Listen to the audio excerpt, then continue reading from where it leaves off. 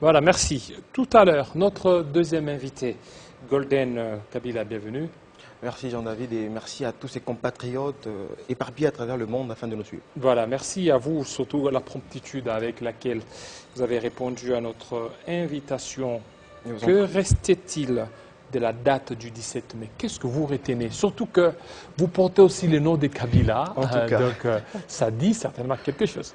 Vous savez, depuis 1960 jusqu'à nos jours, la République démocratique du Congo, notre patrie, a eu à connaître des moments très fatidiques. Et donc, Mobutu part, Mouzé arrive, il les fait à la manière de commando. Et qui sont derrière ce grand soldat? Ce sont les Kadogo. Ces gens vêtus des tenues militaires et chaussés de bottes en caoutchouc. Vous savez, ces bottes, ce sont des bottes qui ont une valeur. Ce sont des bottes qu'il ne faut jamais, alors jamais prendre à la légère. C'est grâce à ces bottes, de l'Est à l'Ouest, que le Congo a eu à quitter du joug mobutien. Et du coup, tous les Congolais de ce temps se sont retrouvés dans ce 17 mai 1997.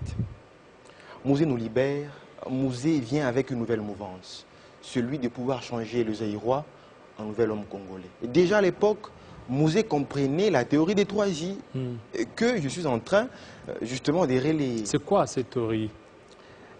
Le premier I, c'est l'intelligence. Cette capacité de pouvoir résoudre, soit solutionner les problèmes qui nous guettent en RDC. Mouzé a appris cela via le prenez-vous en charge.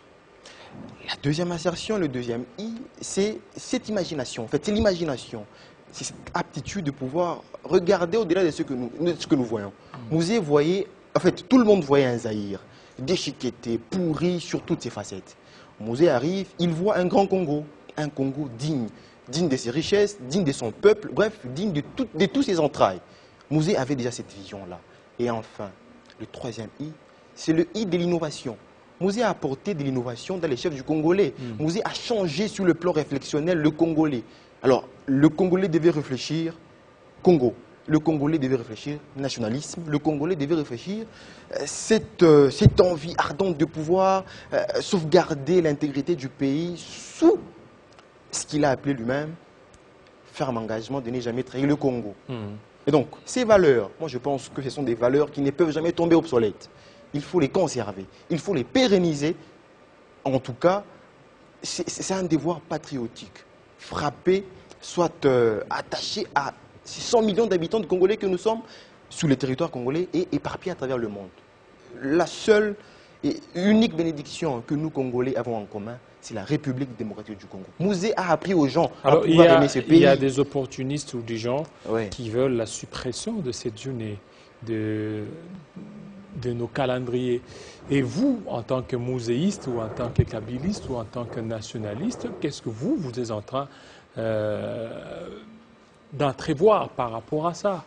Moi, je pense que ces gens qui veulent jouer au vieux démon de la disparition du Congo doivent faire très attention. Vous savez, aujourd'hui, ce qui fait à ce que nous puissions marcher torse bombé, c'est plus que nous sommes Congolais. C'est plus que nous savons que nous avons une unité de mesure, une unité de base, qui est la République démocratique du Congo.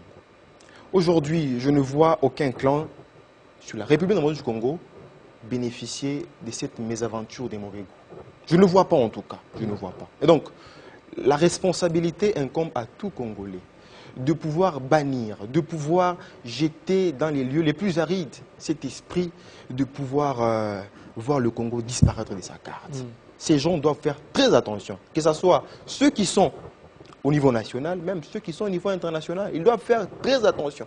En tout cas pour le Congo, s'il fait que nous puissions verser le sang, nous allons le faire. Car même devant Dieu, nous aurons eu à mourir d'une manière noble. Mieux vaut mourir pour le pays que de mourir pour de l'argent. Voilà, que de mourir pour de l'argent. On change la thématique, on parle maintenant de la nationalité. Il y a une proposition de loi qui est en élaboration à l'Assemblée nationale, ne peut accéder à la plus haute fonction que celui qui est né de père et de mère congolais. Et c'est de l'objectivité ou de la subjectivité. Vous savez, tout comme... en fait, la question de la nationalité en République démocratique du Congo est une question qui fait couler beaucoup d'encre.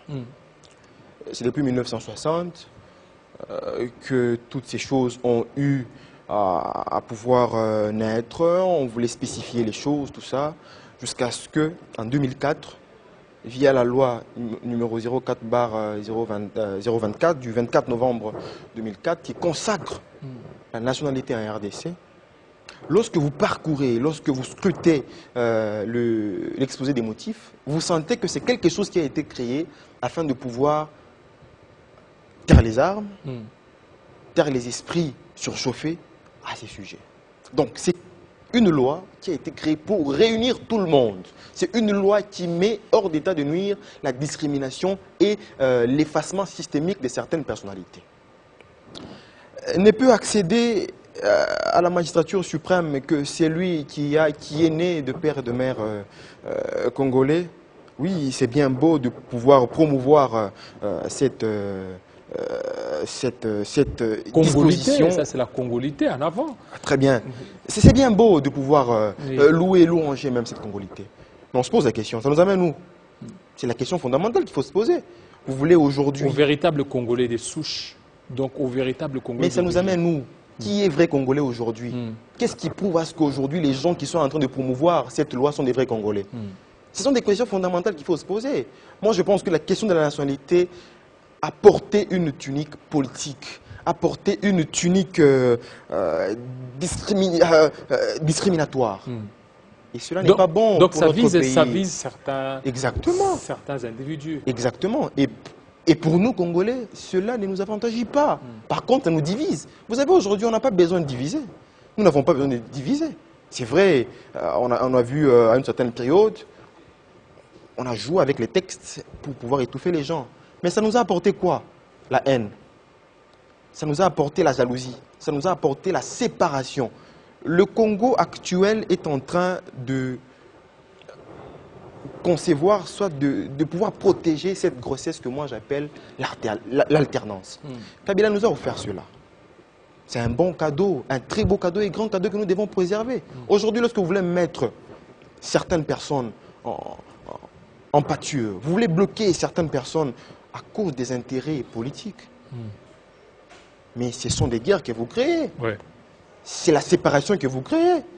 Moi, je pense que cette loi, c'est une loi à écarter, puisque ce n'est pas le moment de parler des Congolités. Il faut éviter ces genres de débats. Alors, quand est-ce qu'il faut le faire? Pour eux, ils évoquent, ils donnent des raisons. Aux États-Unis d'Amérique, ne peut être président des États-Unis que celui-là qui est né sous le sol américain.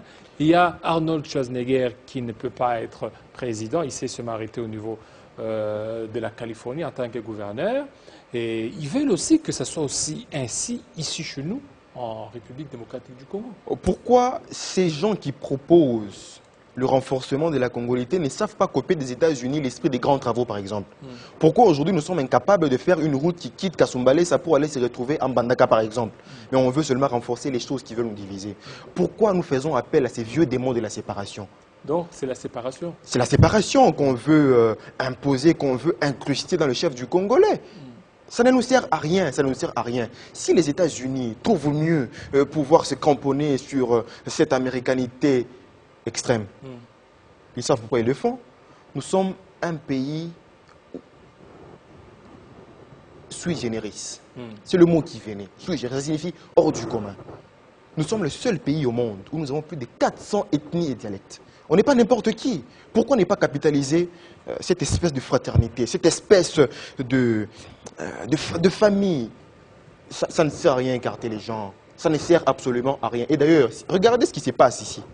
Les gens qu'on accuse d'être étrangers, soit de ne pas appartenir à la vraie congolité, ce sont des gens qui font des exploits dans ces pays. Et ceux qui se tapent la poitrine d'appartenir à la vraie congolité, ils font quoi? Ils font quoi? Ce sont des questions fondamentales qu'il faut se poser. Alors, eu égard à toutes ces choses-là, mettons de côté ces vieux démons. Je profite de cette opportunité d'appeler le Congolais à la souplesse. Nous avons besoin de l'unité sur toutes ses facettes. Ça fait 2 ans, nous subissons des secousses terribles sur toutes les facettes. Dans certains coins, on n'accepte plus d'autres personnes. Et ce n'est pas bon pour nous. Ce n'est pas bon. Tout peut arriver et ça ne va pas nous avantager, celui-là. Toutes ces choses-là. Les institutions seront en train de basculer au niveau national, même au niveau local.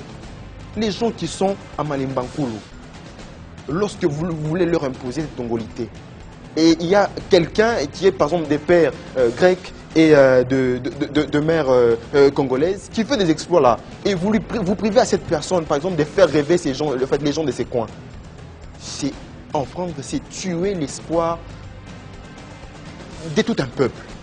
Aujourd'hui, le Congo a besoin d'être uni sur toutes ses facettes, car la dignité du Congo, tous, nous la lui devons. Voilà, merci. Merci beaucoup Golden Kabila. Ça n'est fini, fidèles téléspectateurs. Restez branchés sur nos antennes de Télé 50 tout à l'heure. À 19h, il sera 20h dans l'Est de la République démocratique du Congo. Vous allez suivre la grande édition de Bédrine Kenge. Il sera aussi 15h. 15h à Baltimore. Là, nous sommes aux États-Unis d'Amérique. Quant à nous, on se retrouve tout de suite.